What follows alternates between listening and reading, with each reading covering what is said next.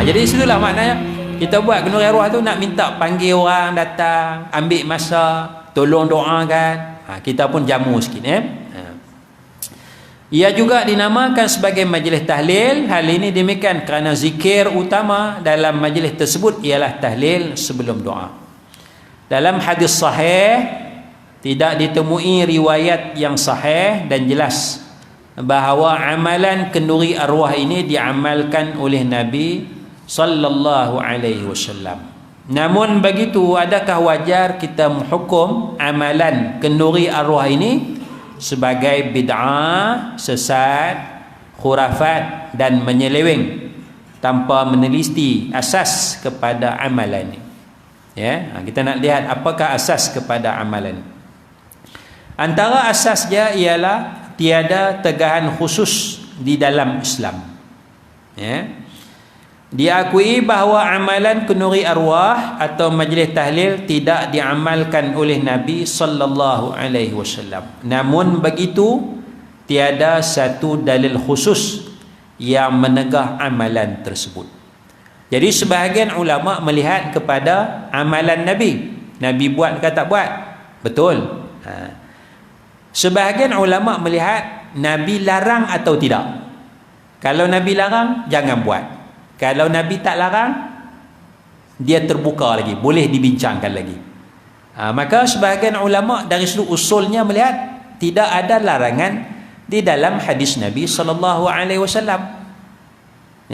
Sebab Nabi menyatakan, ma nahaitukum, apa yang aku larang. Apa yang aku larang, fantahu wa fajtanibu. Hendaklah kamu tinggalkan, kamu jauhi. Apa yang Nabi larang. Nabi tak kata apa yang aku tak buat. Idza amartukum bi amrin fa'tu minhu mastata'tum wa idza nahaitukum, apabila aku suruh buat, apabila aku larang tinggalkan. Jadi tuan-tuan, Nabi tak kata apabila aku tak buat jangan buat. Jadi Nabi menyatakan kaedah dalam hadis, apabila aku larang tinggalkan. Jadi kenduri arwah ni Nabi tak larang. Macam mana kita tahu Nabi tak larang? Tidak ada hadis yang melarang amalan kenduri arwah. Tidak ada hadis. Hadis sahih pun tak ada, hadis dhaif pun tak ada. Maka dia tidak termasuk di dalam larangan Nabi sallallahu alaihi wasallam. Itu satu asas, satu asas.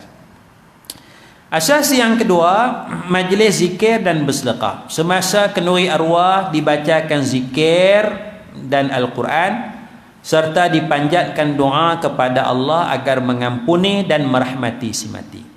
Kemudian diadakan jamuan makan yang diniatkan sebagai sedekah ataupun hadiah makanan. Kadang-kadang kita niat sedekah makan. Kadang-kadang kita niat hadiah makan. Kadang-kadang kita niat nak jamu orang makan. Jadi jamu orang makan ni masuk dalam bab apa? Jamu orang makan ni disuruh di dalam Al-Quranul Karim. Disuruh di dalam Al-Quranul Karim. Yaitu Allah menyatakan, wa yut'imuna at-ta'ama ala hubbihi miskinan wa yatiman wa asira innama wajhillah. Dan sifat orang baik ni, mereka bagi makan, yut'imuna at-ta'am, mereka bagi makan ala hubbi, mereka suka makanan tu, mereka bagi makan kepada orang miskin, kepada orang yatim dan kepada tawanan perang. Konsep dia, antara sifat orang baik, dia jamu orang makan, yut'imuna at-ta'am, yut'imuna at-ta'am, mereka bagi makan tu, innama nut'imukum liwajhillah, kami bagi makan tu kerana mengharapkan redha Allah. Jadi kita buat jamu makan tu semata-mata redha Allah. Dia ada pahala.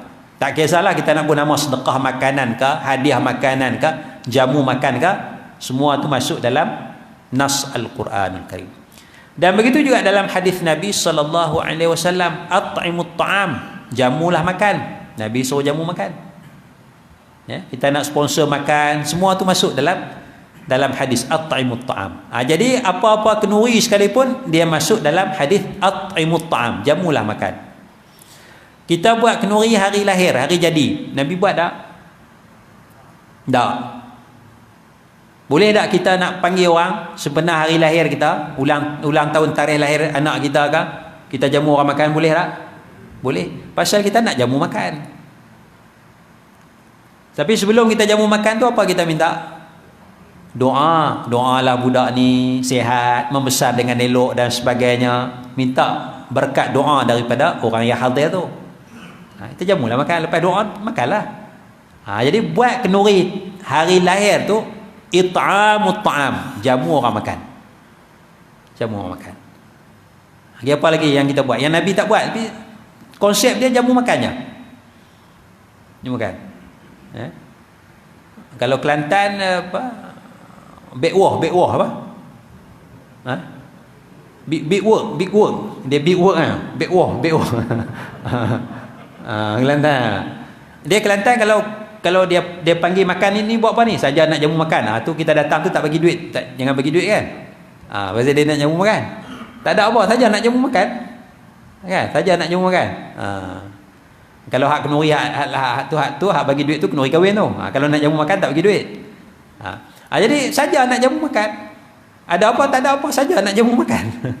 Kan? Itu semua tu sunnah tu. At-ta'imut ta'am Nabi tu. Jamu makan tiap-tiap hari pun tak apa. Tiap-tiap hari jamu makan, alhamdulillah. Tak ada masalah. Kan? Nabi tak jamu makan tiap-tiap hari. Kan? Nabi tak jamu makan, Nabi pun susah. Kan? Nabi pun susah. Tapi kita nak jamu makan, Nabi sunnah Nabi at-ta'imut ta'am, jamu makan. Jadi kenduri apa sekalipun, termasuk kenduri arwah ni, jamu makan. Satu.